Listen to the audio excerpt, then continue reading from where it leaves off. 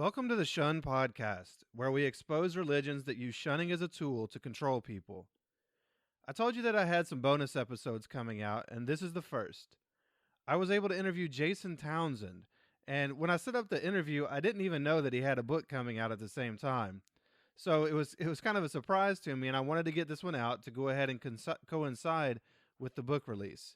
So let's go ahead, learn a little bit about Jason, and then I'll tell you more about his book after the interview. My name's Jason Townsend. I'm 34 years old. I was a Jehovah's Witness, and I am shunned. All right, Jason. So then how did you come to be a witness in the first place? I was born into it. My dad's an elder in Lancaster, Pennsylvania. It's kind of near where Jackass is filmed. We lived in Amish country, so religion there is as thick as molasses. Yeah. I actually kind of thought we were normal compared to Amish, but not really. Yeah, that's interesting. So I assume you ran into a lot of Amish people when you were out in your door-to-door ministry work. Yeah, we would actually try to, speak to the Amish. They were never very responsive. I don't think, at least back then, I don't think there was ever an Amish person that had even come to a meeting, but we tried anyway. Yeah, that's interesting. We never had anything quite like that in our territory. So I always wonder, how people fare when they're trying to talk to people that, have such staunch religious beliefs and are, their own community and all that. That's so insular. I always wondered how witnesses would fare trying to get anybody out of that. I'd try to offer them electricity. Yeah. They're so set in their ways. But then I think the Jehovah's Witnesses are exactly the same as the Amish. So they're just both very stubborn. And basically, when you approach the Amish, they a lot of times just pretend they don't speak English. But, oh, really? Yeah. Well, that's actually a trick that maybe a lot of people out there listening might want to use. Yeah. When the witnesses come to their door. Yeah, unless you understand a little German, then you can catch them. All right, so then, that's an interesting place to be raised as a witness. So, how did your parents come to be witnesses? You mentioned your dad was an elder. How far does this go back in your family? Okay, my great grandfather Max, he was actually a Swiss inventor in Zurich, Switzerland, and he had a son who went into World War II. He came back with PTSD really bad. So when he answered the door, he was ready. He needed something. He was suffering from everything he had seen in World War II. So he was an easy convert to the Jehovah's Witnesses. So consequently, my mom was born into it. My dad's mom, she answered the door, and she had an abusive husband. My grandpa was nuts. He joined up, my grandmother, she needed something really bad because her home life wasn't good. So she joined up, and then consequently, my dad, who was the oldest of 8, he was a Jehovah's Witness since he was about 13, I think, and he really took a liking to it. So by the time it trickled down to me, that's all I knew from birth. I had 2 very staunch parents. And were your grandparents still in the religion and around at that time, or just wondering if you had that extra influence? What's kind of weird is, so my grandfather on my dad's side, the one who was an alcoholic, of course, he died young. I mean, I think I was 10. So pretty much all of my influences were heavy Jehovah's Witnesses. My mom's dad, he ended up being an elder, and they were all pretty hardcore. Yeah. Did that include do you have cousins and uncles and aunts that were in the quote truth, back then as well? Yeah. the only ones I was allowed to know Yeah, were yeah.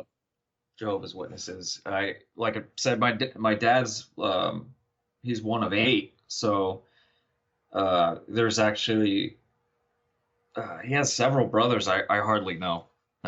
Even though I'd see them around when I go to my grandma's house. They have like a giant mechanics garage in Pennsylvania, and it's a pretty popular place. And they all work there except for my dad. So it was just weird when I'd visit my grandma. I'd see them walking around, and my parents would be like, don't talk to him.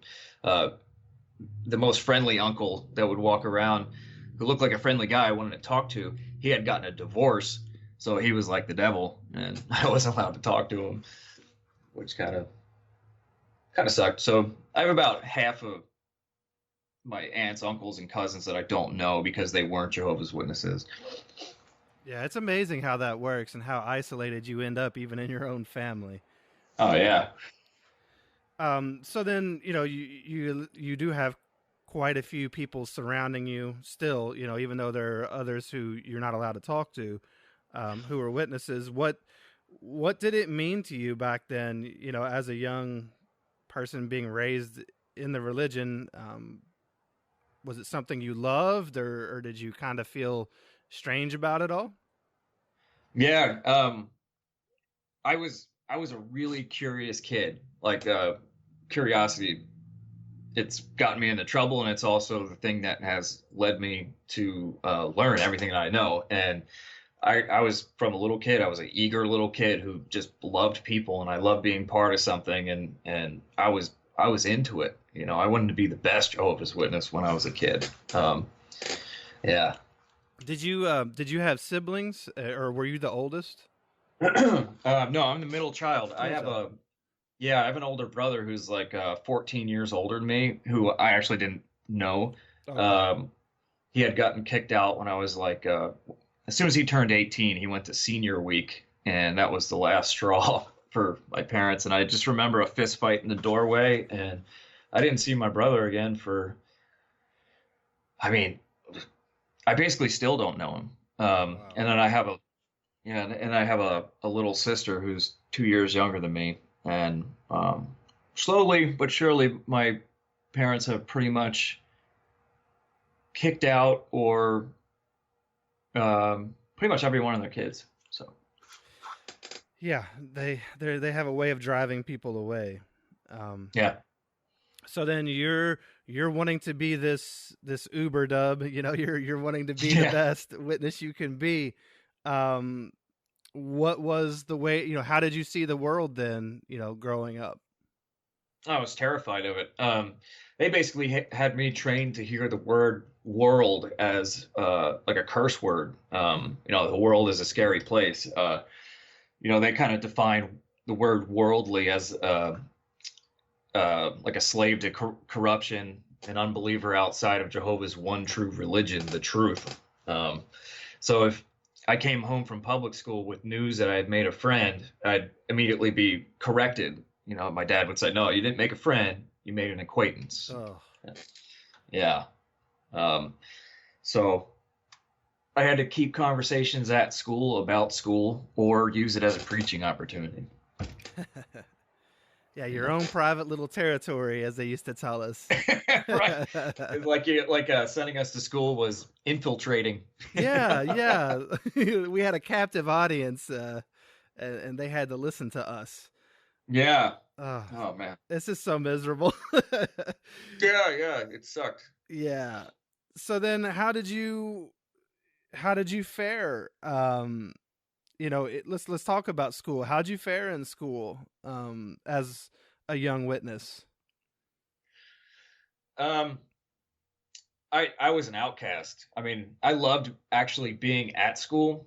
In elementary school, the holidays were still celebrated in public school, and I guess it was early 90s, late 80s, and in elementary school,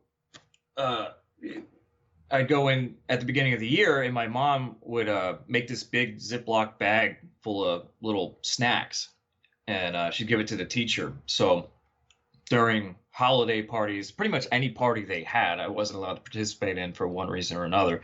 So I was sent out into the hallway to eat my little snack alone during these parties. I didn't salute the flag. I wasn't really supposed to be too friendly or buddy up, like we talked about, to any schoolmates. So as if school wasn't hard enough, I stuck out like a sore thumb. And then sometimes at the beginning of the year, my mom would come into the class and explain why I was so weird to everyone, which just made it even worse. Oh, no. Yeah, and then you go out in ministry and sometimes you bump into them. So that was also fun. Yeah, wow. I'm trying to think, like, the whole snack thing. Like, I'm trying to think, is that a kind thing she did, and that, she at least wanted you to be able to have something special while you were sitting out in the hall? Or is it kind of sad because you were deprived? Like, maybe you could have sat in the hall but had some of the snacks that the other kids had. No, maybe she looked at it like I didn't even want to touch that. I don't know if you felt this way too, but yeah, like I kind of actually even thought of the food as being evil. Like I wouldn't even take a bite of a birthday cake because it's got Satan in it. Oh yeah. Yeah.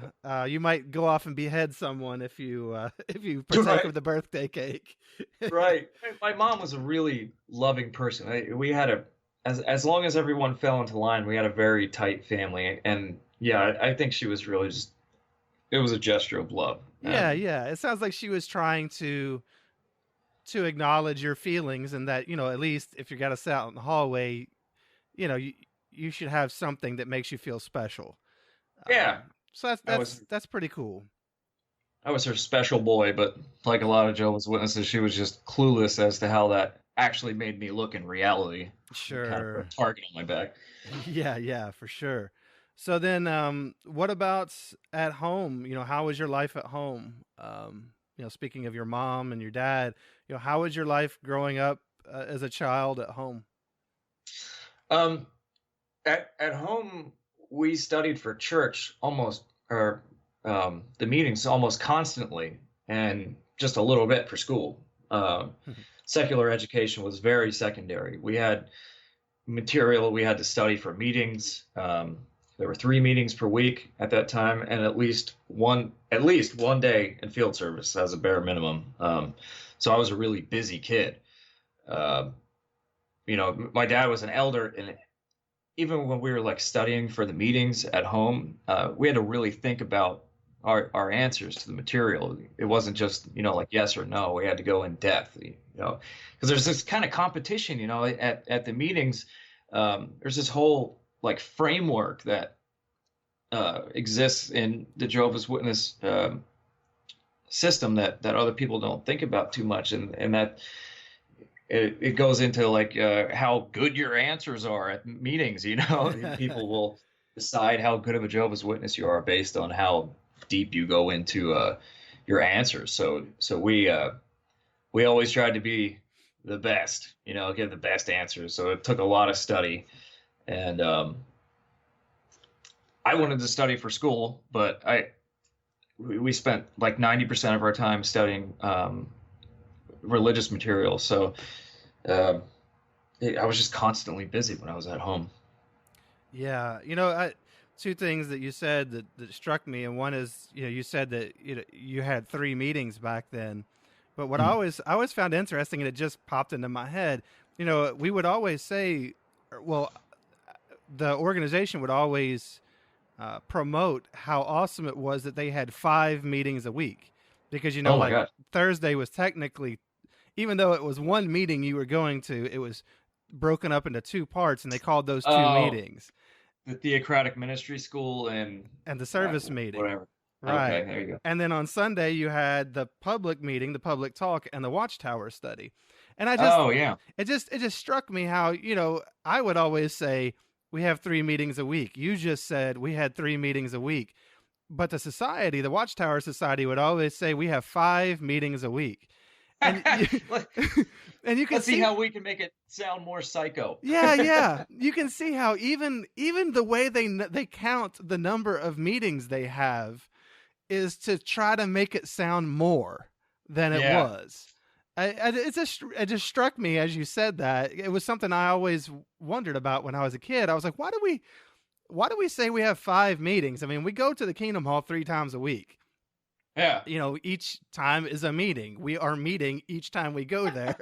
But somehow I guess they acted like we left and came back for the second part of it. It's really weird. Like they don't say we have, I was just thinking like for their regional conventions, they call them now. They don't say, like they'll say we have 3 days of conventions, but they don't say we have like, I don't know how many individual parts there are at a convention. They don't say we have different. Yeah, we have 48 conventions every weekend. You know what I'm saying? Yeah, I think one of their lawyers in Bethel came up with that. Yeah. So that kind of struck me as strange. And then also just the fact that you were talking about how at the meetings, it wasn't just because we were all being judged on, not just were we paying attention, but were we commenting and raising our hands and participating? But then it even went a step farther, like you said, and it's how good are your comments? Do they show that you are fully like accepting the brainwashing and taking it within yourself so that you can say it in your own words and even maybe go beyond what they're saying? It's just amazing how we were basically lauded for self-brainwashing. Yeah. There's even though down to the way we dressed. Yeah. The kids that didn't dress quite right, they were kind of assumed not to be very zealous or whatever. So as an elders kid, any clue that even anyone in the congregation that might be a bad influence, I couldn't even talk to. So I stuck out like a extra sore thumb. So I'm guessing you had to wear, there were the brothers who wore the full suits, with matching pants and jacket. And then there were the brothers who wore they come in with khakis and a sport coat or whatever. And they were looked at differently than the brothers who wore the full suit that was matchy. So, Yeah. You had to one up each other there too. I know. I got involved in I call them peacocks. That's the way you can express yourself as a young person is your meeting clothes. They might dress like a golfer in ordinary life, but they got, the nicest suit and tie to wear to the meeting. I wanted to be like one of the khaki kids. I kind of like admired them. Yeah, me too. But I had to be a suit. Oh yeah. If you're going to give a part on a convention, you have to wear a full suit. You can't wear the khakis and jacket. You get booed off the stage. Yeah. They won't even let you up there if you're not matchy like that. Really? Yeah. Yep. Definitely. Been there, done that. Oh, really? Yeah, I had to buy it. I remember one time I was going to be on a convention and I didn't own a suit. We were pretty poor. And I remember I had to go out and like buy a suit so that I could give my part on the convention because they wouldn't let me up if I didn't look the best. And which just shows so much of it is about appearance, as we've been discussing already. So how did you feel, in these different settings, at home, school, and church, or the Kingdom Hall? I know you mentioned at school, you felt like so much like an outcast. But what about at home and in the Kingdom Hall? What were your feelings as a kid? In the Kingdom Hall, I was a really enthusiastic kid. I was eager to take on responsibility. I like to please. So I wanted to be the most righteous kid in the whole congregation. So as an elders kid, I was like a super nerd, and I actually alienated myself without knowing it to the kids in my own congregation. They were scared of my zeal, or they were just jealous and they wanted to outrank me. I was like a dumb little puppy. I had too much energy. I loved everyone, but I got smacked on the nose most of the time from my dad.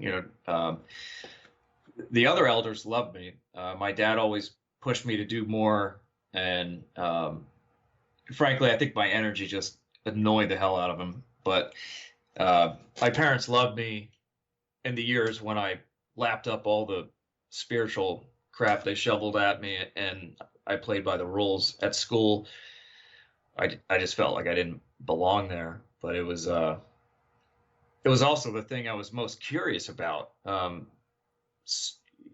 Being at the school and just learning about the world, it was like a giant elephant in our family room. I had a lot of energy and curiosity, and I was encouraged to uh, farm the curiosity for the Jehovah's Witnesses, but anything regarding the world or school. And I really loved science and computers. Computers were just starting to become a thing. That was stifled pretty heavily. Yeah, I can only imagine. I mean, it sounds like your dad was pretty hardcore. Yeah, he got borderline abusive sometimes. So yeah, uh, preached they kind of raised us in the truth with an iron fist, So yeah. Well, I mean, you already mentioned something about your brother and oh yeah, fist fight, So it sounds like things were pretty heavy handed. yeah, absolutely. See, I forgot about him just in a few minutes. I actually know more about the guy down, at the gas station than I do my own brother. Yeah. Well, then how did things go? Presumably, I assume you got baptized at some point. How did things go as you started to get older and go into your teenager years and young adulthood? Yeah. Okay. So at 12, I got baptized, and I was working on being a ministerial servant. I'd auxiliary pioneer whenever I could. As I got into my teenage years and puberty started to hit, that's when things got really difficult for me. So, as a teen, you feel more pressure to find your pack, find your place to fit in. And sure, I didn't have many good friends in the Jehovah's Witnesses. Because what I said before, I was so hardcore that most of the kids were scared of me, or I wasn't allowed to have friends at school. The older I got, the more I wanted to be social, and I liked the kids at school, and I was curious about them because I didn't know much about them, even though I was shoulder to shoulder with them every day. So I would sneak friendships, and of course, I like girls. I like them a lot. It was almost weird how much I liked girls, and I was curious about them. The girls would call the house, and my mom would screen the calls. We had a corded phone that was leashed to the wall, and there was a few of them around the house. And I even brought home a cordless phone one time and hung it on the wall.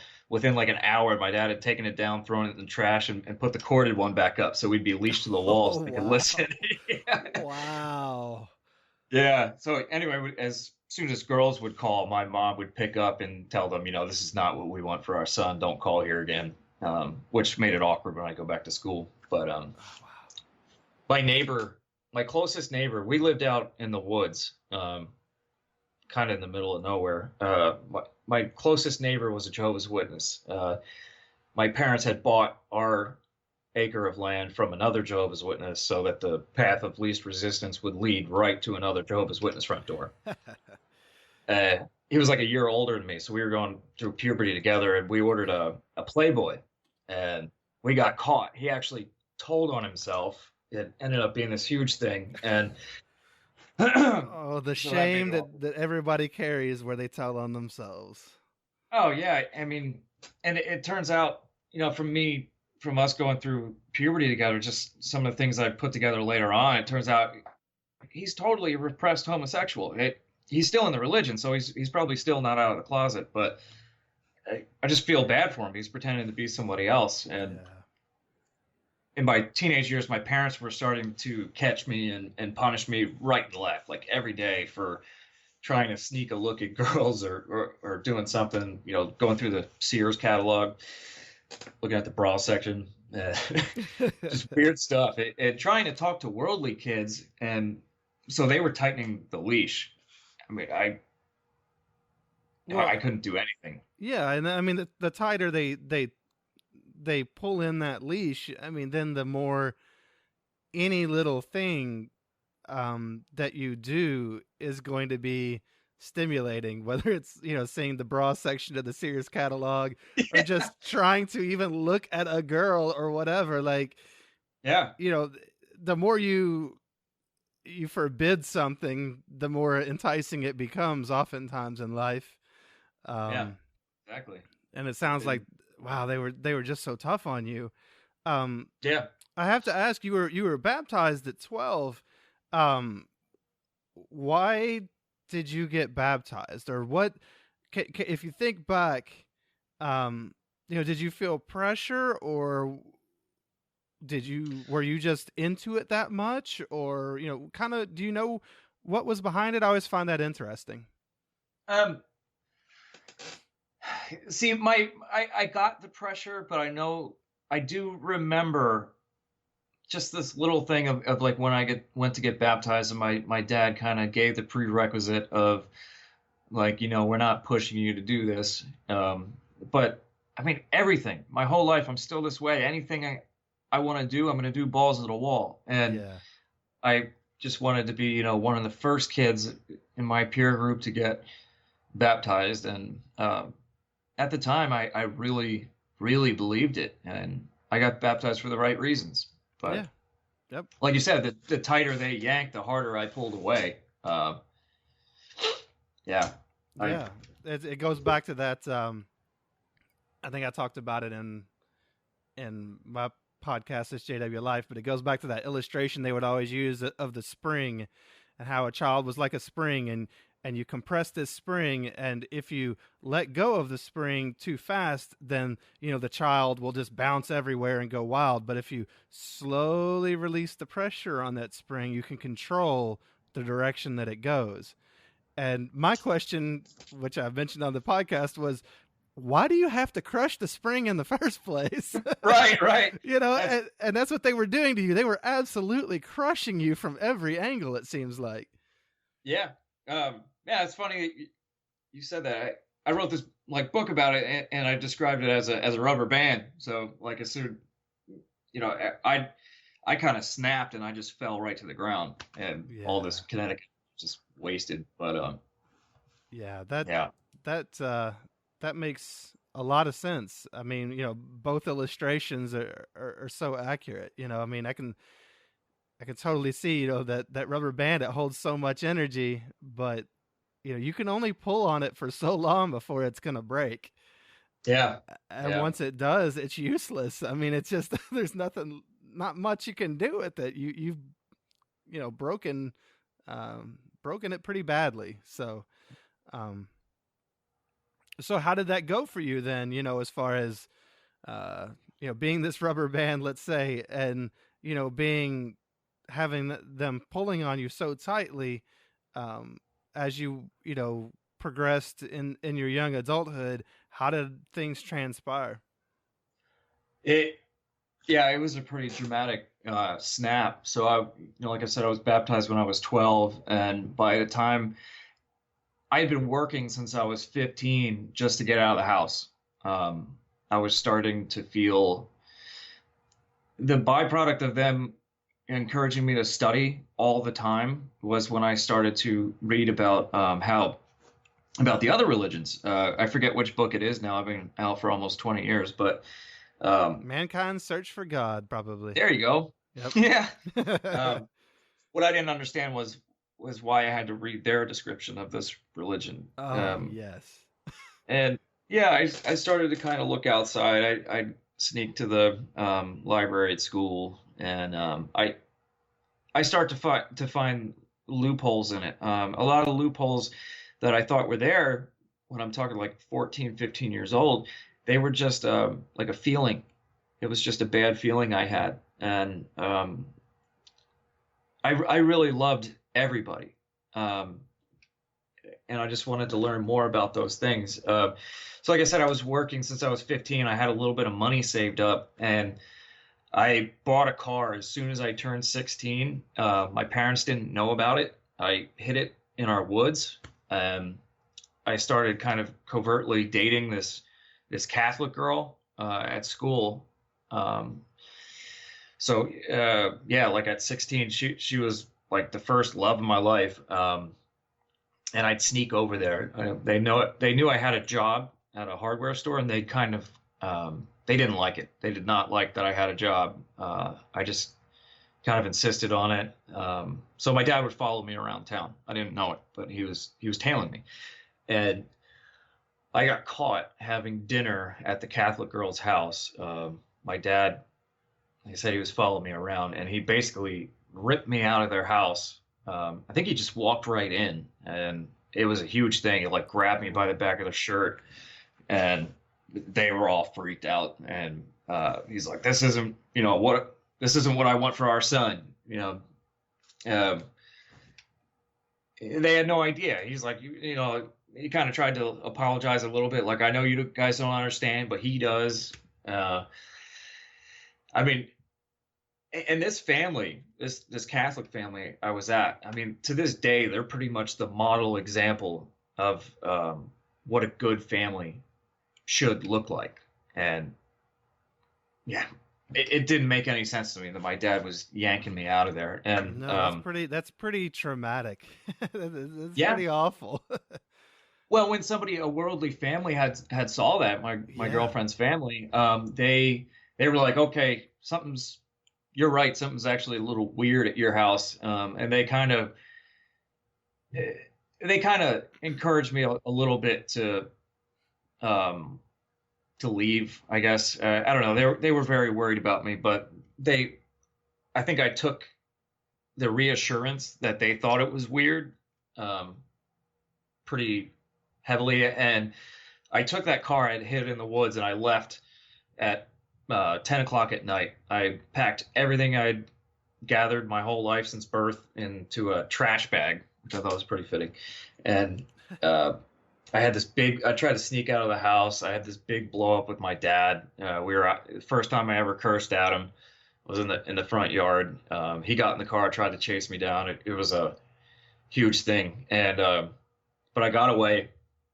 I had to sleep in my car for a while. I'm like 16, and I was bouncing around different kids' houses who just thought it was crazy what I was going through.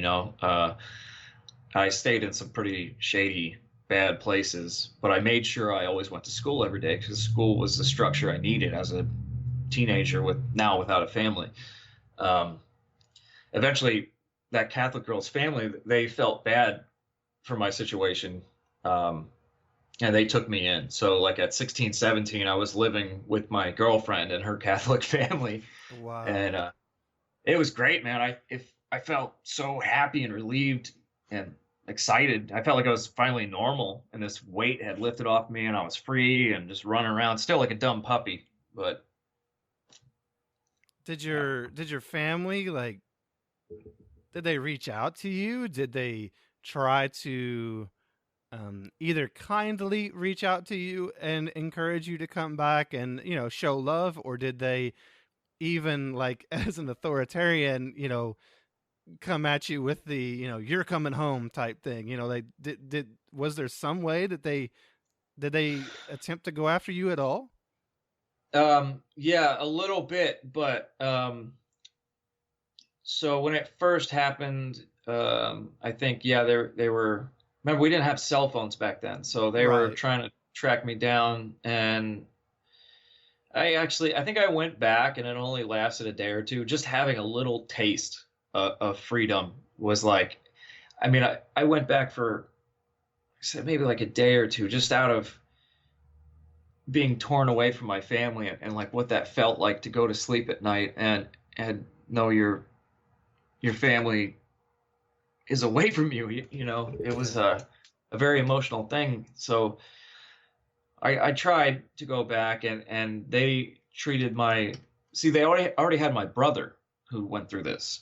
So they kind of had practice, and they decided that it was best to treat this with like a jailer, and they were even more rigid. And so when I went back, it only lasted a day or two, and I was like, screw this, I'm out of here. And then they decided to be real assholes when I left home. And I'm sure you understand. There's this dynamic that when somebody leaves, they're dangerous. Like, Mm-hmm. I was becoming worldly, and at that time I had just gotten my driver's license, and if you're under 18, your parent can revoke the license. So the only way I was getting to school and to work and stuff with my car, they my dad voluntarily revoked my driver's license. So even though I wasn't living at home, I never saw them. He just kind of like stuck one to me and revoked that license to make it harder for me to get around, probably hoping that I'd crawl back home. But I didn't. I just Wow. drove anyway. Yeah, that's pretty controlling. Um, and I think that's kind of a theme here that you can see is so much here really is just about control. Yeah, I think that's the point of religion in the first place, but Oh yeah, yeah, I agree. And then also um, you just see the authoritarian nature of not only Jehovah's Witnesses, but even down to the micro level inside your own family. Your dad was just being an authoritarian instead of uh, being a good, loving father who, because he could have, they could have taken you back in and said, okay, like you don't want to live this life. I get it. But how can we find a compromise or anything? But no, it's, his way or, their way or the highway.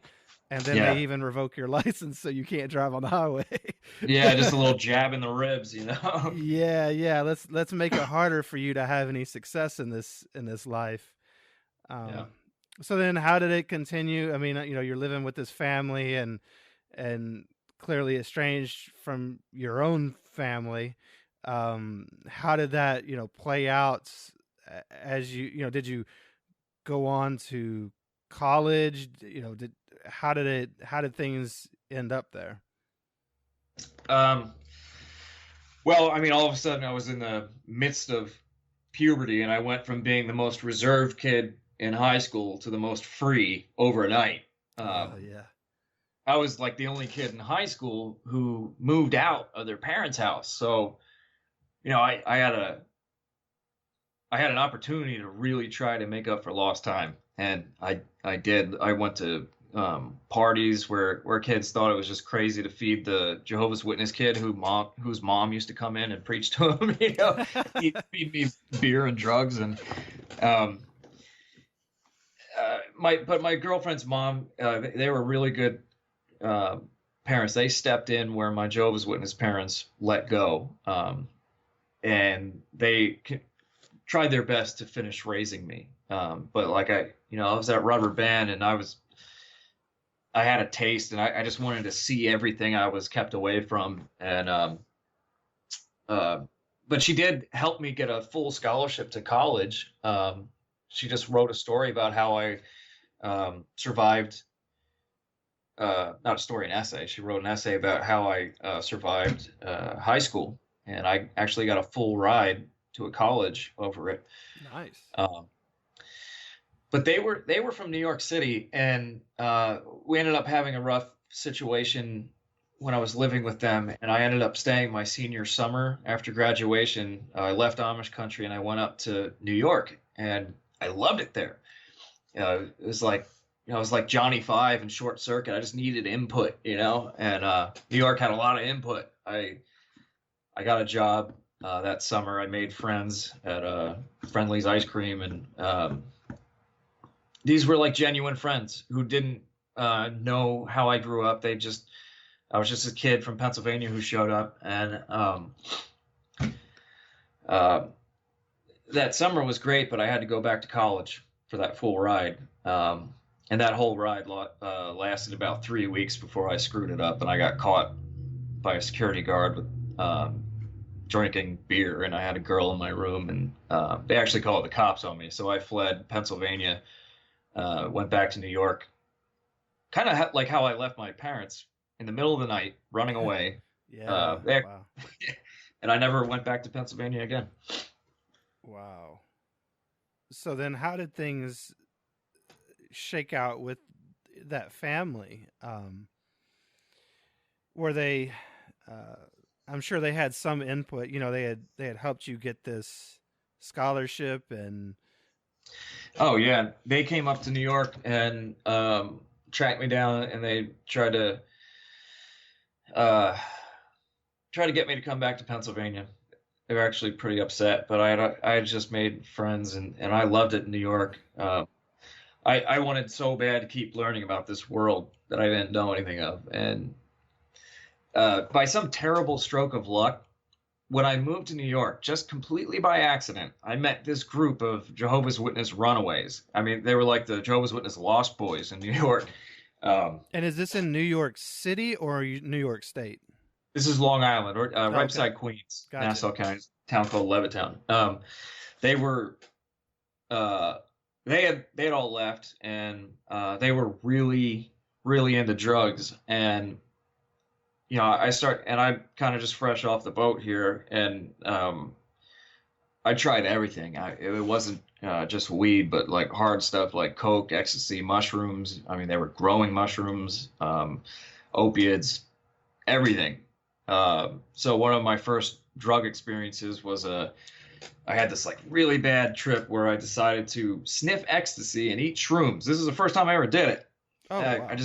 Yeah, like I said, everything I did balls to the wall. Go all out. Bad idea. Yeah.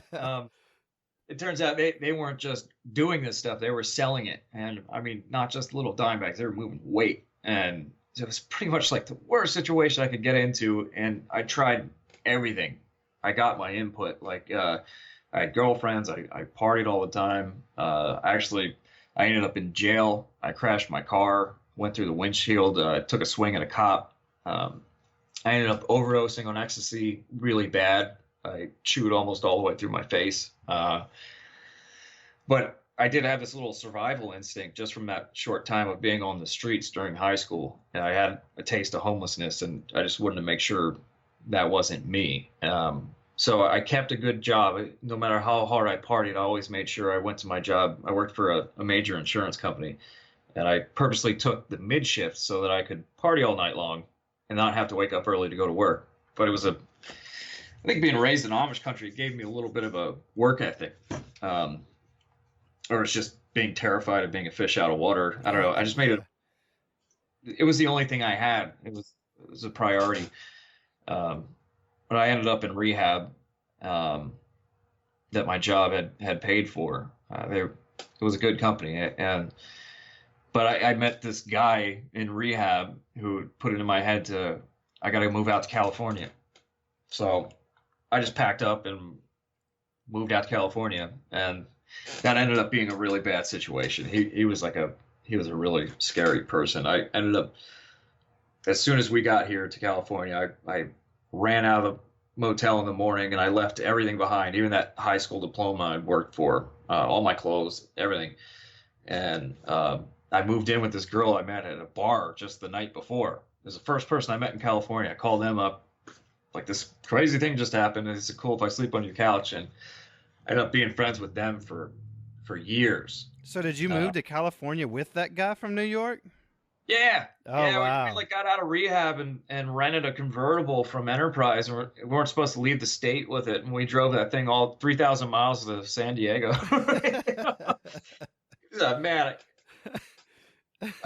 when I screw up big time, Well, again, this is how you do. Whenever you do something, you do it whole hog. So, the whole thing. Yeah. I just wanted to learn everything I could. Yeah. I mean, and it was satisfying my curiosity. I was learning a lot of things, but when you're, like in your young 20s, you're kind of oblivious to what damage you're doing and how off the rails you really are. You think you're invincible. Sure. So you moved in with this girl? Yeah. Her roommate ended up being my best friend. We dated for a while. It didn't work out.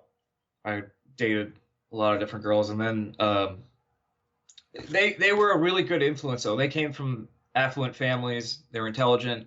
They graduated college, and they were a good influence on me. And I slowly got on my feet. I got away from the Jehovah's Witness kids I met in in New York, and kind of built a new group of friends here, and built them a little smarter this time around, and had good influences around. So I slowly got on my feet. So then, as you're getting on your feet, um, what does that look like? Did you find gainful employment? Did you go back to school? No, I didn't go back to school. I was on the I forget what you call it, but the quick build committee where we build kingdom halls. I really loved construction. I like to work with my hands. So for 15 years now, I've been doing construction. I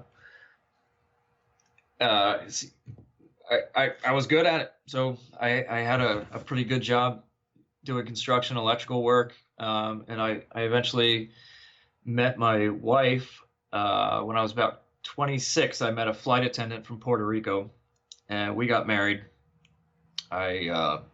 Which was great. I got more input. I got to travel the world. She spoke 6 languages. She's from Puerto Rico, and got to travel the world and get free drinks on the way in first class as a non-revenue airline spouse. We got to see Japan, Dublin. I went back to New York pretty much every weekend. But about a year or two into our marriage, we started thinking about kids. And my 10-year high school reunion was coming up, and I hadn't seen my parents really in 12, 13 years. And my dad was scary. He was an intimidating big guy when I left home. And like I said, he enforced our religion pretty aggressively. But my parents, actually, now that I was married, they figured I guess I was a little less scary, so they invited my wife and I to stay with them for my high school reunion. When I saw my dad at the airport, this is probably one of the most impactful things that I've ever seen to date. He was completely unrecognizable to me. He was a scary dude when I left, and when I saw him again, he was old and gray and walking with a limp. I mean, we didn't even really recognize each other. And like I hid that I was like crying the whole way out to the car. My wife was curious about this story. That's why I went back. And it can be pretty hard to believe. She came, from a Spanish culture where they had tight families, and she just didn't understand. So when she met my parents, she understood. We woke up one morning. I had the stroke of luck. One of the fellow elders, I think, died the morning after the reunion. So we woke up to my mother standing over top of us, like screaming, don't you care? You're going to die. You're going to miss out on paradise. And my wife left me pretty much when we got home. She realized this isn't a good guy to have a family with. She realized I was serious. Really? And we got divorced. Well, that sucks. I guess I didn't see that coming. Neither did I. Yeah. Yeah. It's all right. Damn. All right. So, I mean, and I understand, the culture that she came from, being totally different, and what a shock that must have been to wake up to your mom screaming like that. And that's just, gotta be so wild to an outsider.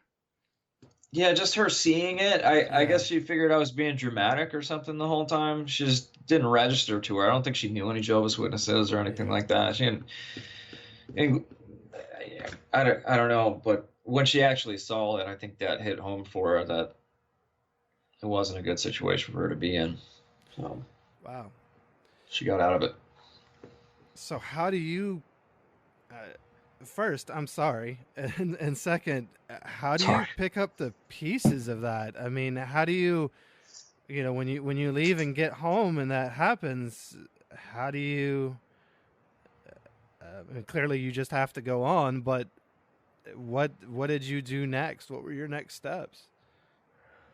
Um, well, you see, I also I also drank a lot because I'd been torn away from my family at a young age, and I always felt this like this kind of emptiness, and I've just pretty much always been scared. So I would mask it with drugs and alcohol, and I did that. I met another when my wife left, and I jumped into a rebound situation pretty much even before I was divorced. Made this horrible decision. I moved out to Dallas for a while with this a religious girl. You know, it was like the worst situation I could again get into, and that ended up horribly because by then I was pretty much atheist, and I I developed this bad drinking problem, and uh, eh, what I was with her for a couple of years, and I just realized I'm unhappy, and I was jumping from relationship to relationship, and I was expecting these girls to replace my entire family, and it's not fair to them. No. I put a lot on their shoulders, and when I moved back out to San Diego, I moved back with absolutely nothing. The relationship in Texas went horrible. She took my truck. I came back with a backpack. I was 31, I think, by that time, and I had absolutely nothing. I stayed on friends' couches. I bought a boat, and I lived in the Pacific on this boat. It's pretty cool. In San Diego, you can live for like, it was a very expensive place, but you can live on a boat for about $500 a month. It includes your electricity hookup and your water. And I I revisited something I used to do as a kid. I like to write. I'd write these little stories and pretend like I was somewhere else, or growing up in a different family, and I'd make my own little books, you know, and I'd read them and pretend I wasn't this kid. Yeah. So I just knew that I had a drinking problem, and for somebody who has curiosity and likes to try different things, for me to do something repeatedly every day, it makes no sense. So I pretty much realized this, and almost overnight I stopped drinking. I was with everything bad that had gone wrong. I still ended up in a situation where I woke up every morning on the Pacific. I looked out my front windshield and saw sailboats going by, and the military ships coming in and out past Coronado Island, and I felt like I didn't have anything materially, but I had gotten everything I wanted when I was a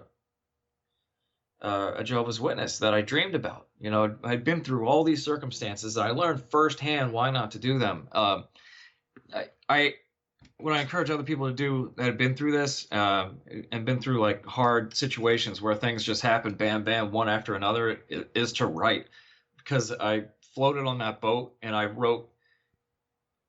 just wrote down everything that had happened, and chronologically just went through it. And then when you have that as like one piece that you can look back on, I was able to kind of put together the pieces and figure out, you know, the patterns I was making mistakes in, and Yeah.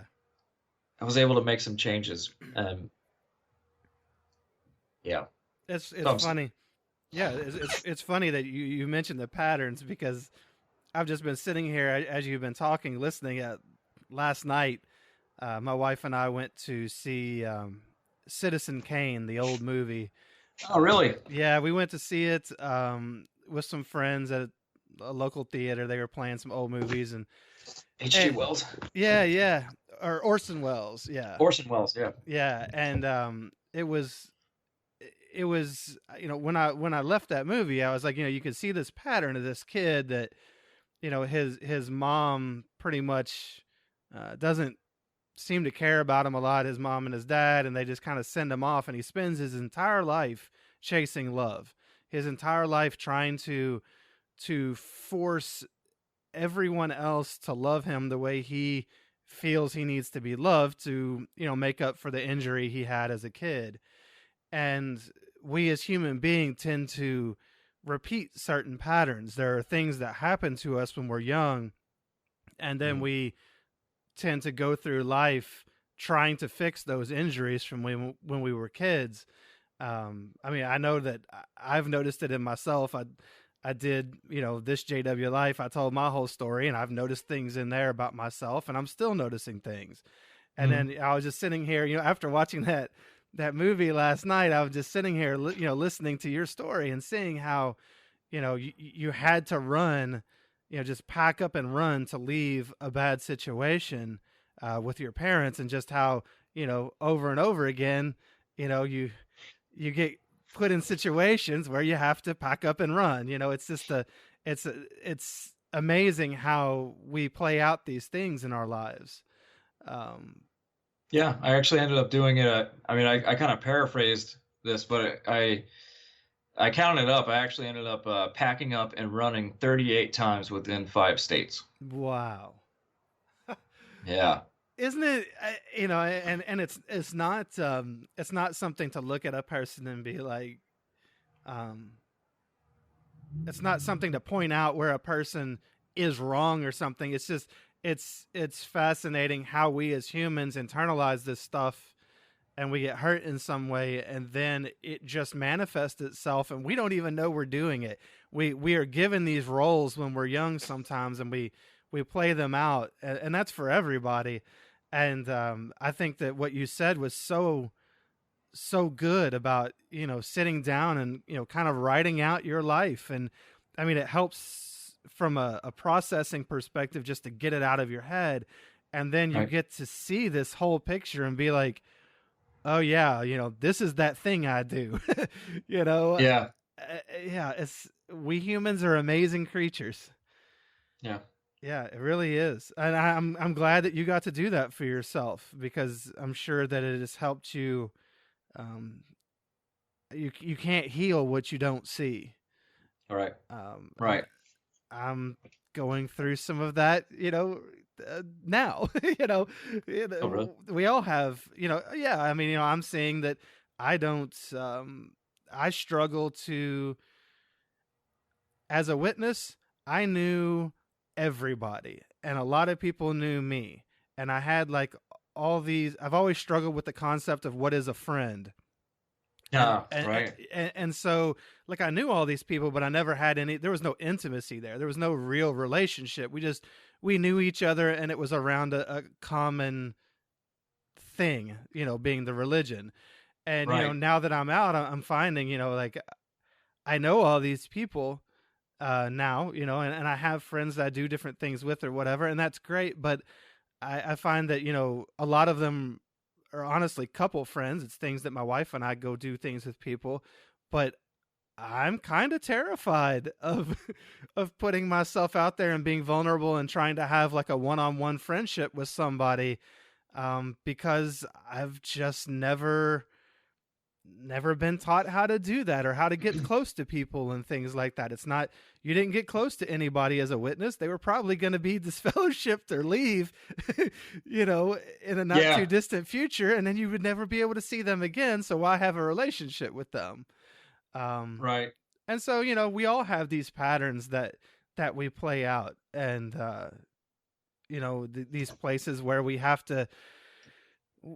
this damage from the religion or from our families of origin in the religion, because it all plays hand in hand, and we all have to try to look at ourselves and think, okay, well, this is and it's not like if we weren't born into Jehovah's Witnesses, we would somehow have these magical lives where everything was healthy, but we do have special things that maybe we have to deal with.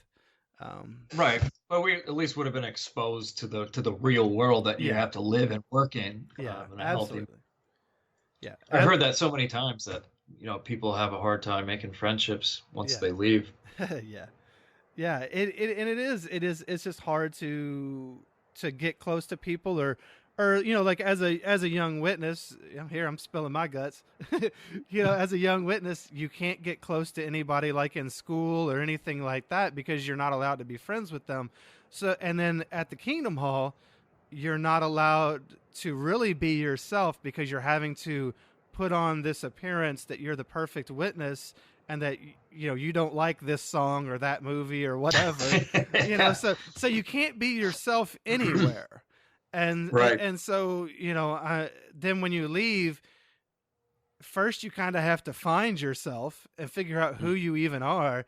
And then it's terrifying to show that to other people and be like, will you accept me if I show you that I disagree with that, or, I like this other thing or whatever, because you spend so long trying to be who everybody else wants you to be so that you can fit in any, somewhere, whether that be inside the witnesses or like you said, outside the witnesses. Sometimes people leave and they think they have to be, like that pack of ex-witnesses that you ran into who were so heavily involved in all these bad things that are kind of this self-fulfilling prophecy that the organization gave us, which was that if you leave, you're going to be this drug dealing, murdering, raping, horrible person.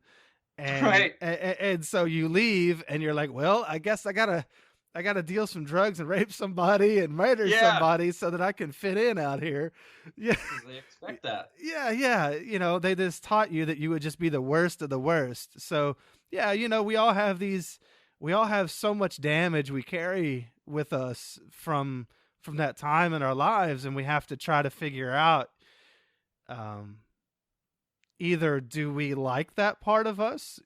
For you, maybe you love being kind of more transient and being able to move around, or maybe you really want to be stable, more stable in a certain place, and so that's what you find. We all have to kind of find, do we want to be that adventurer, or do we want to settle down somewhere, or, what do we want our lives to look like? And it's a battle that we all have to fight, unfortunately, at a much older age than other people, because, we grew up the way we did. Right. Well, if you left, the Jehovah's Witnesses when you were single, the first thing you find is your penis, which is going to lead you directly into trouble, which is pretty much what left, I call them the Lost Boys and Jehovah's Witnesses in New York. That's what led us into trouble, all of us. And we did not have practical information to approach the world with. Yeah. And like they expect us to fail. They don't give you the tools to survive, and then they call it prophecy. When you fail, it's complete hypocrisy. Well, so let's take that. Let's take that for instance that you just gave, and how you leave and find your penis. And I was just thinking, the other day I was reading a thread on a ex-witness forum, and they were talking about, like did the organization screw you up sexually?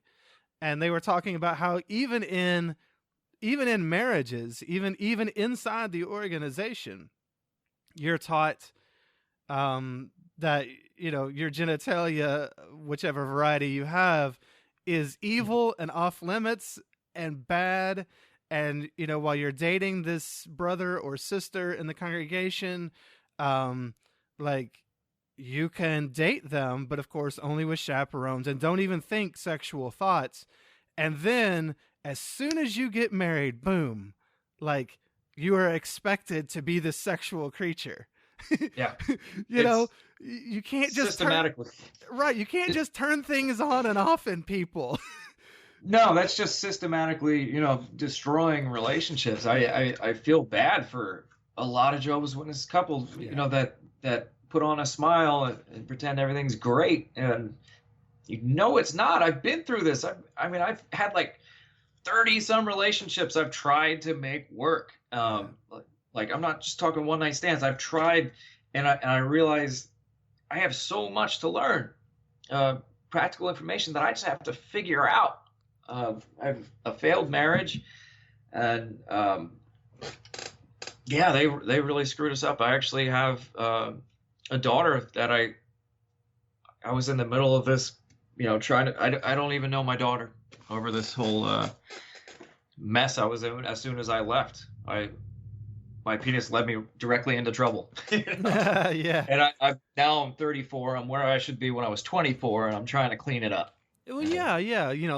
Let's take people and let's repress all of their natural not just, sexuality, but just their abilities, their thoughts, their feelings. Let's repress everything in them and then expect them somehow to be healthy. Like, you can't do that. Right. And so, I think, oh, good Lord, if I found myself single someday, I've been married since I was 21 years old. I'd have no clue. I don't know what the rules are in the wide world around us. I don't know. Just dealing with people with different histories and everything, it would be so hard. And I feel for, people who leave and, have to figure all that out on their own, because it's a very hard thing to do, to navigate. Yeah. The world is hard enough to navigate as is. Throw in a culture that makes you, decades behind other people in a lot of ways, and try to figure this stuff out. And it's so unfair. But I'm glad that, I'm sorry that, you two have had to go through, pain in these different areas, but I'm glad that you're mature enough to look at this stuff and to be able to see it now, for what it was, and to try to, kind of,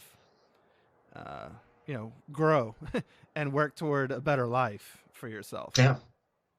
Thanks. I mean, as if we didn't have it, hard enough just leaving the Jehovah's Witness religion, we also grew up on the cusp of one of the biggest things, if not the biggest thing to ever hit the human race, the invention of the internet. So now dating is turned upside down. We're learning to navigate this new timeline of the human race, and it's just a hard time. Yeah. Be leaving a cult. Yeah, absolutely. So then, we kind of know why you left, the cult, but I'll let you, do you want to say why you left, or, was there more to it than just, that period when you were that age? Why would you say that you left now? What helped you to kind of wake up to what it really was? I think I was following an instinct, and I'm glad I did. I still think I have pretty good instincts. I mean, I got in a lot of trouble, but I learned my lessons the hard way, and I'm still glad I did. I mean, I learned a hell of a lot. But back then, it was science and girls. That's why I pretty much left. They were my favorite subjects to study. The more I studied the truth, the more I took issue with it. I really find it hilarious that they named their religion the truth. It's like, if you and me start a cult, we should name it the ultimate truth, no backsies. Yeah, it's so insidious just naming it that. It shows, that there's an agenda just in the name. It's juvenile. Yeah. Well, I loved other people, and I began to look for ways, as I was studying as now a baptized Jehovah's Witness, I was starting to look for ways to prove the Jehovah's Witnesses wrong, instead of always bending every bit of information that comes in to prove it right. Yeah. And I was surprised at how easy it was to punch holes in. And almost 20 years since then, I've educated myself very heavily in science, cosmology, physics, biology, geology. I love everything that I can learn. And the more I learn about that, the more it just takes me away from that religion and the rationale of that religion. I think there's a definite reason why they keep you from secular education. Oh yeah. I just, it seems so clear to me, personally, that the Bible and the religion, Bible and religion are totally man-made fabrications, and I don't see any evidence to support it anymore. And I'm glad that I left. I like to say that, no one built an ark. There wasn't a global flood 4,000 years ago. Our 8.7 million species didn't come from 2 of every animal that survived on a wooden boat. The population didn't come from one incestuous family. And Santa isn't real, and amen's a grammatically incorrect way to say amen. It just sounds like a story to me, you know? It just sounds like a man-made story, and I can't believe that I was starting to figure it out at like 15, and my parents are still in their 70s now. It's do they still believe in Noah's Ark? Oh yeah, yeah. They still take all that literally. How can a grown adult believe that? I Well, don't you know. can come to. I live in southern Indiana, but Kentucky's just across the river. You can go to Kentucky, and I think isn't that where that's where the Ark encounter is. Oh, Ken Ham? Yeah. That's all. Wow. Just yeah, in the state across the river. So, yeah, I mean, it's I think if you're taught that from birth, and you're a Bible literalist, then you have the faith to allow those things to be. Faith isn't something that I can just have anymore. I live more of an evidence-based life. But I think that's how people get around it, and I think that there are people who clearly, need it on some level emotionally, and maybe they don't need the ark specifically, but like you said about your dad, I think it was your dad. I don't. So somebody in your family, had that PTSD, and My grandfather. Your grandfather. There you go. And I think things get introduced because in doing this podcast so far, I've talked to a lot of people who when you start getting into their stories, it seems like the nexus of somebody joining the Witnesses in the first place is some sort of trauma. Right. And they are looking for certainty, and they find something that will provide them that certainty. It may not be necessarily evidence-based certainty, but evidence-based certainty sometimes doesn't give people what they need or what they want, and they just don't know how to work through their stuff, and then they give birth to people who are born into this, and man, when you're taught it from the time you're a kid, it's really tough to work your way through. Yeah. I mean, now, to me, well, it's pretty much a fact. That word faith means to believe something without any evidence of it. And, now I'm 34, and I've had a hell of a lot of education because I went out and sought it. I have a lot of street education, and I did make a lot of friends. I know a lot of people have a hard time with it, and I know why. I still am not very confident in myself, but I have to do it. Yeah. So basically, I'm 34, and I'm more educated than my parents will ever be, and I just have a hard time. I forget where I was going with that. Well, I will say that you are the type of person that has this curiosity, and when I'm listening to you, it makes me think of people who you're more like an adventurer. You're a person who has that spirit in them, where you have this thirst for knowledge. You have this thirst to. You're an explorer. There you go. You're an explorer, and not everybody is an explorer. Naturally, right. Not everybody is kind of naturally wired that way. And for some people, it's, find a place and live there your whole life and never change much. For other people, it's, you got to go. There had to be somebody who went and explored things and were those, pioneers back in the day, and not witness pioneers. I mean, real pioneers. Actual pioneers. Who actually did something. Yeah, I guess that was my point. My foundation, I feel like, is built on concrete now. I mean, I was made of mush when I left the Jehovah's Witnesses. But I've always, since a little kid, that's why I went into construction for a while. I like to know how things work, and I want to know actually how it works, not how you think it works. I want to see it work, and that's how I've applied life and how we look at the universe. And I think the Jehovah's Witnesses, and pretty much like every other religion, they're just trying to answer questions that probably don't have an answer, and they feel, because of a false sense of pride, that they know everything that's happening in the universe. They have all the answers, and it just, I figured out at 15 that this is bullshit. I don't. Yeah, it's difficult to take the perspective of others to try to figure out, why they are where they are. Sometimes I know. it's Try not. to think why my parents are in it, and Yeah.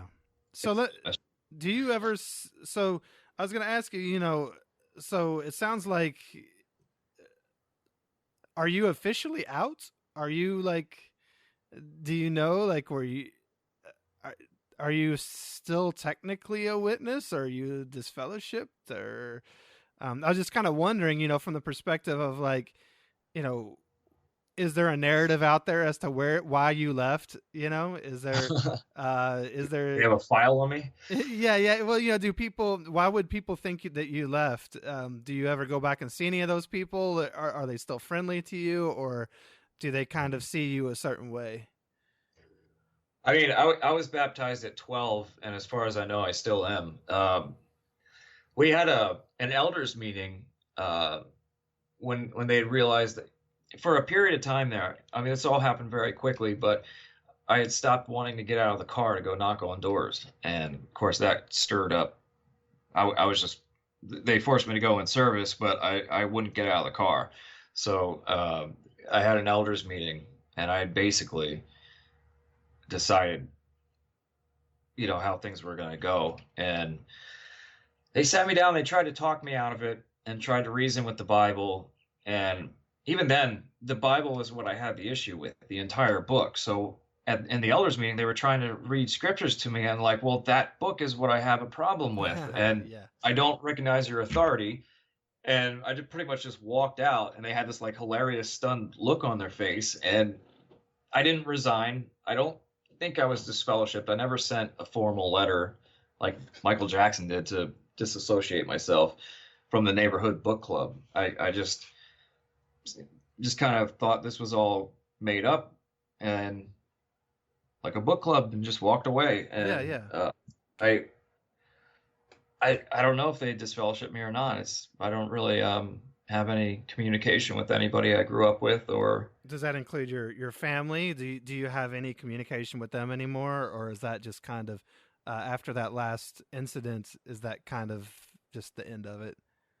Okay, that happened probably about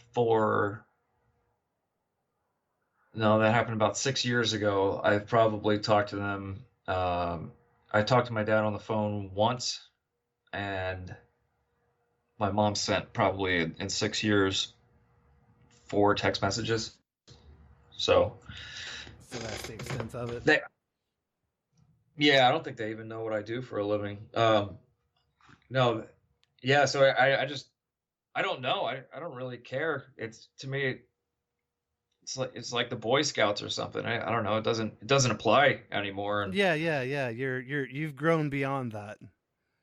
Yeah. Is there anything that you would like people that have never been witnesses to know about it that you think they might not know? About my departure? Or just about Jehovah's Witnesses in general? I mean, they tell you not to make worldly friends. They came up with this word worldly, and they steer you away from science for a reason. And that is because it pokes holes in what they want you to believe. Yeah. They want to keep this pack together. And to anybody who's starting, I would say feed that. Learn things for yourself, go through experiences, and it's good to have a support group. I was kind of unfortunate when I left and immediately found other Jehovah's Witnesses to be friends with. I kind of thought, I didn't become atheist. It took a long time, a lot of research to come to that conclusion. So I kind of thought maybe Jehovah led me into a group of other Jehovah's Witness kids. And it was one of the worst things that happened to me because we're all deficient in the same areas. We all sucked at the same things. So what you need to do is, if you're looking to leave, is to meet people who have no idea what the Jehovah's Witnesses are, because they're going to be strong in the areas that you need to learn about. And it's hard to make friends, but you have to be. If you don't have a family anymore, you need to make one. I have a huge family now. I don't have any blood family, but I have a family that spans the United States, that someone has always been there to help me when I fell down. I live in a house now, and I'm okay, but it was other people that helped me get there. And when you're thinking about leaving the Jehovah's Witnesses, people are scared to leave the support group that they have there, but you have the potential to make a much bigger one. Much more rounded group of people, and it's not the end of the world. You just have to go out, and generally people are good. Of course, there's bad people out there. You got to learn that to avoid that, but usually the red flags come up pretty quick, and you want to avoid those people. But make friends that are strong, good people, and don't be a mooch. But they're just tell them your story, because pretty much to this day, if I still tell people how I grew up, they're shocked by it, and they're interested, and they want to talk to you and figure out why this is a thing that happens. And I 100% agree, and I think that is a very important point about telling your story, and not just because I do a podcast where I help people tell their stories, but first of all, that's being vulnerable and allowing yourself to be vulnerable to others, which people respect. But second of all, I think we all are taught, we're all told as witnesses not to share our story. We're told to keep quiet about it all, that if you're going to walk away, at least keep your mouth shut. And that's another thing that they tell us, that's a self-fulfilling prophecy, because they know if we go out into this world and we don't tell anybody our stories, then it's going to be easier for the witnesses to keep the reputation that they want instead of what is actually true. And then it's also going to be more difficult for you to actually connect to anybody, because, I tell people my story. You don't want to, there's a time and place for it. You don't want to overwhelm people or take over things. But if you bring up the subject and people are interested, then tell them, because they want to know. And, it's a way for people to get to know each other. Stories have been an important part of human history since for a long time. So. Right. Anyone raised a Jehovah's Witness does have good qualities. I think that's the whole point of religion in the first place. It's a vessel to understand morality, which you're generally good people. So there's no reason why you can't go out and make friends. But I think that's funny that you said, they tell people to keep their mouth shut when they leave. Isn't that something a rapist would say? Oh, yeah. Yeah, absolutely. Or someone who's molesting kids or whatever. Yes. Yeah. Yeah, they tell you, keep your mouth shut. Don't tell anybody. It's so abusive. So what's that? As pack animals, as human beings, we need to go out and make friendships, and we all need to find our tribe somewhere. That's right. So where are you now in your journey? It took me 20 years to recover from this upbringing, and then the breaking of the rubber band. I really made a mess of my entire 20s, and I'm finally, like I say, I'm 34. I feel like I'm 24. I'm back to being single, but I finally have, I'm okay. Yeah. I have a place to live. I have a job. It really helped to sit down and write out, like I said, everything that happened. That's really when everything came together for me. And I know I was believe it or not, I didn't really notice I was that bad of an alcoholic and drug abuser until I wrote it down. And then, oh man, I really got to stop that. And when you have the right motivation, I was able to do it pretty much overnight. Yeah. And especially the motivation that they expect me to fail. So now I have this motivation. It's like a fire under my ass. Then till now, I've basically accepted that they want me to fail. And it almost killed me. It was like I pretty much tried to kill myself in my 20s slowly. You have this like guilt that lives in the back of you that you feel bad for even exploring your own life. And they kind of build this prison in your own mind that you live in because it follows you around.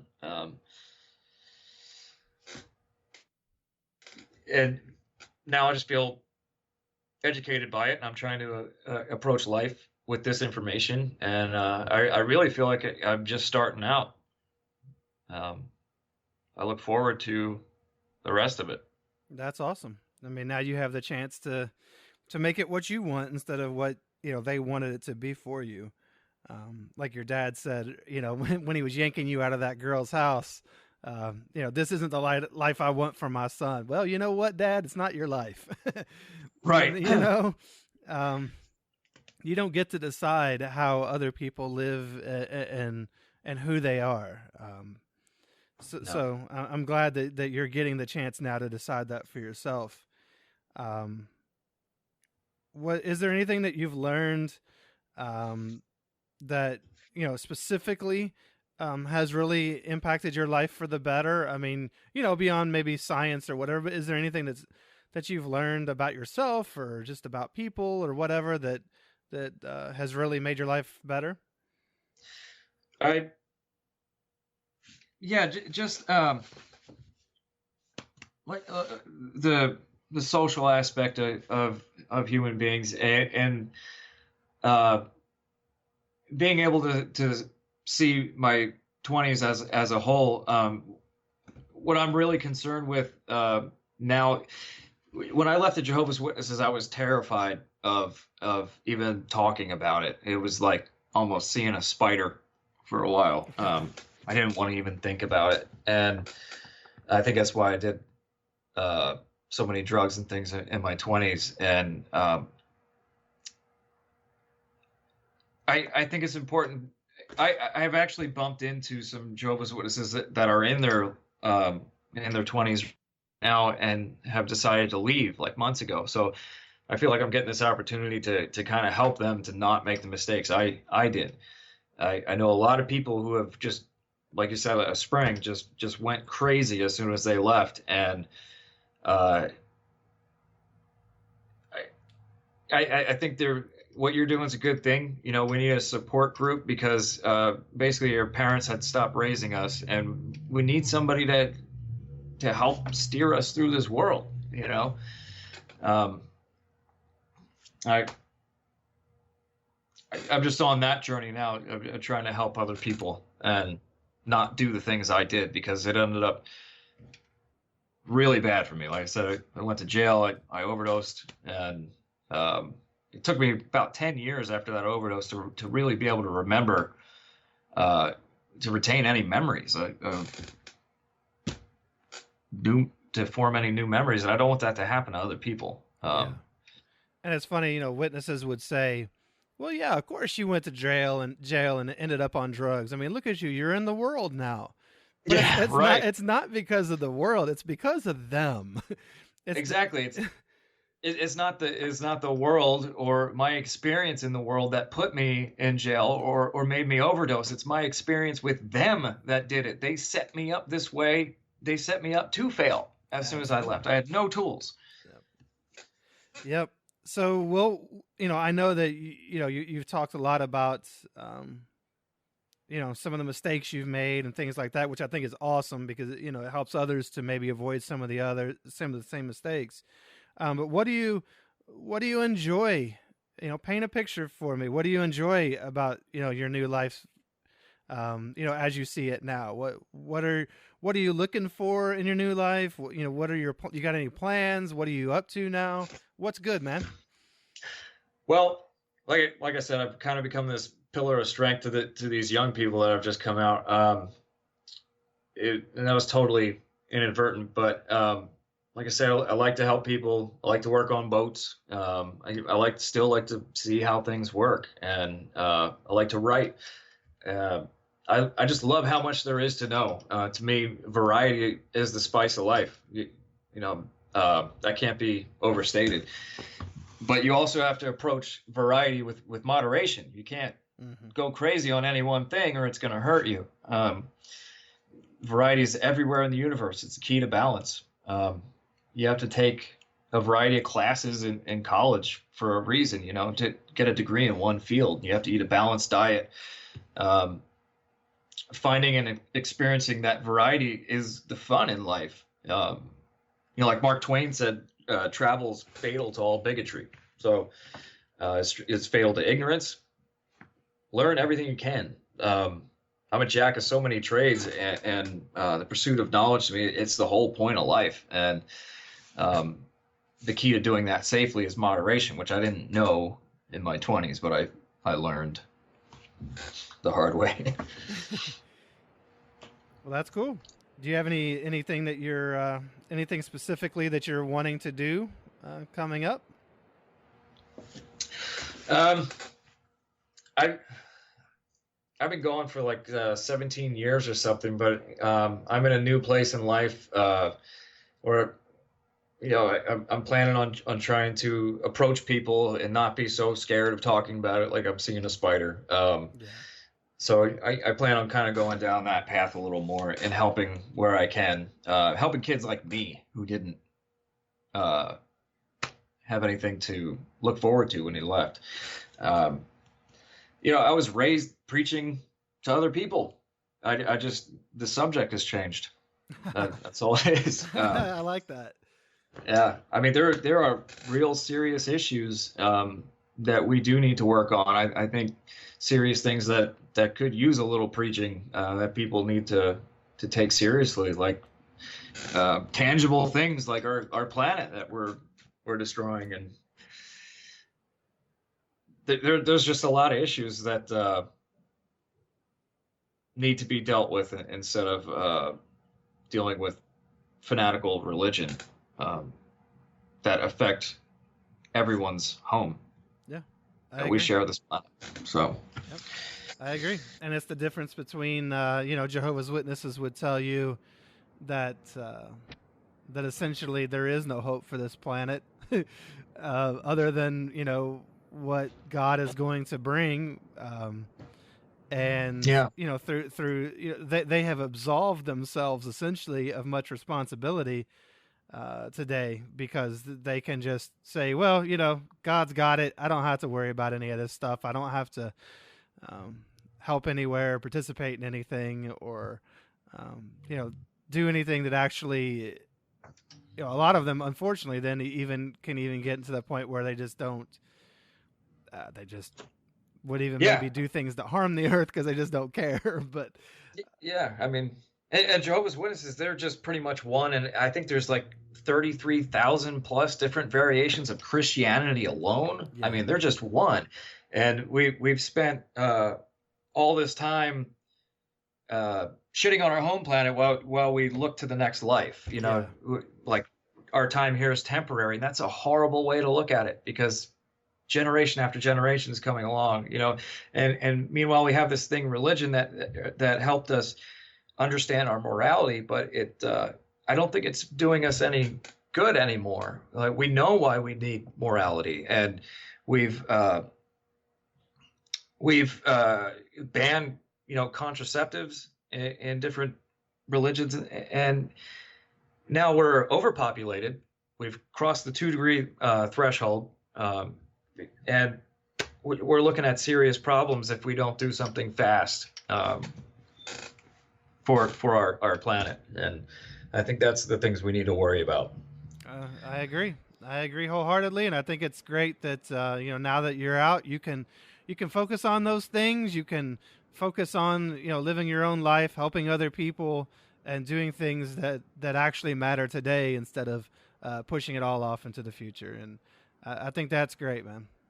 Yeah, thanks. I mean, I'm just firsthand proof that it rips families apart, and life is too short enough already not to have a fair start at it. And I just want that to end. I agree, man. Well, is there anything that I didn't ask you that you wanted to say, or anything that? Um, well, as far as my parents and everything, I'm pretty critical of them, but at this rate, they're in their 70s, and even though I am critical of the way they raised me, it was what they were taught to do, and I don't really harbor any ill will against them. I do against their religion. I actually, wrote this book about growing up and why it's so important to leave, and it's going to be for sale on Amazon like next week, and I don't even want them to know about it. I don't want them to hear this podcast. At this point, they're in their 70s, and Yeah. if they did realize, they would look back on an entire life of missed opportunities, Yeah. and they don't have much time left, and I see that as I don't want to be like that. No, no, And I understand. It's like if you wake up somebody that is in advanced age, and you wake them up to the realities of what their life has been, and they look back on a wasted life. it'll destroy them. Yeah, it easily could, especially because it's their whole social circle. It's Their identity. yeah, it's their identity. It's a lot of times I think about my mom. My dad died. At this point, Oh man. the resurrection hope. I'm sure she's holding on to that, and I don't want to take that away from somebody. A lot of Yeah. times, witnesses like to vilify us, quote apostates or whatever they want to call us as people who are just out to, ruin their fun or whatever. But the reality is that if you talk to most of us, I don't want to take somebody's faith away from them. I don't want you to put your faith on me, No. but Right. I'm not here to take your faith away. If you ask me questions, then I should be able to answer them, without you freaking out because you asked the question, or otherwise Right. don't ask. And that's fine. We don't have to discuss the subject of spirituality, the Bible, any of that. There are so many other things in life to discuss, but most of us, we don't want to destroy other people's lives and their faiths and things like that. We're not trying to hurt anybody. No, we're doing the same thing that we thought we were doing when we were Jehovah's Witnesses, and we want to help people. Yeah. We want to help them see. Yeah. Only now we actually are helping people. Right. Right. Like Right. I think about, how many people have reached out since I started my podcast last year and have said, that I was able to help them in some way. When I was a witness, I knocked on doors. I mean, I pioneered at a point. I knocked on doors for 90 hours a month, Yeah. and I never helped a person with anything. No. You Well, you know? keep old ladies company. Yeah, yeah, yeah. I get some bored old ladies in houses who, would invite you in. Yeah. And that was it. Yeah. That was it. We never really truly made anybody's life better. And now I hear from people who I've been able to help in some way. I thank Jason for reaching out and for being willing to tell his story. If you'd like to hear more, like I said, he's written a book entitled Worldly: How Not to Escape a Cult. So again, that's Worldly: How Not to Escape a Cult. The book was just released on Amazon as a paperback or even as a Kindle version. Jason has a heart to help, and he wants to help others, kind of keep them from making some of the same mistakes that he made. We're given so few tools to deal with reality when we grow up in the cult of Jehovah's Witnesses. And hopefully his book can help some not to learn some of the lessons the hard way like he did. Feel free to go to shunnedpodcast.com and leave a comment for Jason on the episodes page for his episode. You can follow the show on YouTube at my channel called Shunned Podcast. Again, that's one word. And you can get my personal videos there as vidcasts as well. You can also find us on Instagram and Twitter as Shunned Podcast. And my wife handles those channels for the show. You can also help the show by leaving a review on iTunes. It really means a lot to me. You can also support the show financially at patreon.com/shunned for as little as $1 a month. I count on the support there to help me pay for things like the transcripts that I put up on the site to help attract more traffic and listeners. Those listeners are people that are needing and hopefully finding help as well. And, it's just a way we're all in this. We can all help in some way. You can hear my story at the podcast called This JW Life if you haven't already. Our theme music is by Fair Voyeur, who is also a former witness, and the song is entitled No Hell Yet. The next episode is going to be out at the beginning of September. It will feature Sydney, another former JW, and she has an interesting story. I actually got to meet her for the first time at an Apostafest just over a week ago, and while we were there, I went ahead and did some mini interviews that I was going to add to her episode. Well, it just so happened that I got so much good content from those mini interviews that I'm going to release them separately as yet another bonus episode. So you can look forward to that. It should come out after Sydney's episode. And I've got lots of good things coming up. But for now, let's just end this the right way. Love others, do no harm, and go be happy. We'll curse God.